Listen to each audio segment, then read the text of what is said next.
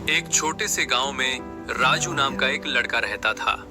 राजू मेहनती था, लेकिन उसकी सोच हमेशा नकारात्मक रहती थी।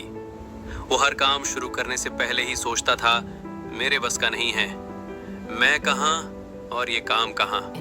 जब कोई उसे कुछ बड़ा करने को कहता तो वो हंसकर जवाब देता, मेरे नसीब में तो यही लिखा है, खेत जोतते रहो जैसे मेरे पिता ने किया और उनके पिता ने किया।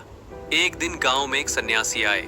वे गांव के बच्चों को जीवन में आगे बढ़ने की प्रेरणा दे रहे थे।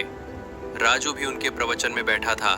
सन्यासी ने एक बात कही जो सीधे राजू के दिल में उतर गई। उन्होंने कहा, अगर आप सोचते हैं कि आप नहीं कर सकते तो यकीन मानिए आप कभी नहीं कर पाएंगे, लेकिन अगर आप सोच लें कि आप कर सकते हैं तो पूरा ब्रह्मांड आपको रास्ता दिखाने लगेगा।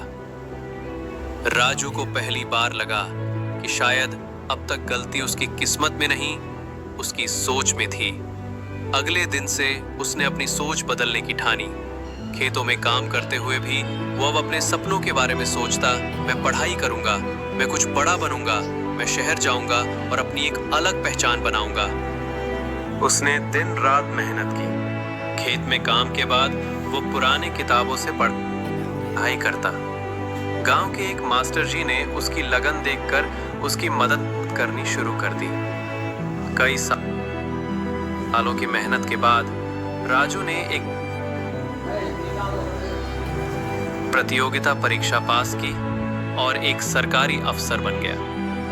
जब वो पहली बार सूट बूट पहन कर गांव लौटा तो सब उसे देखकर दंग रह गए। वही राजू जो कभी सोचता था कि वो कुछ नहीं कर सकता, अब सब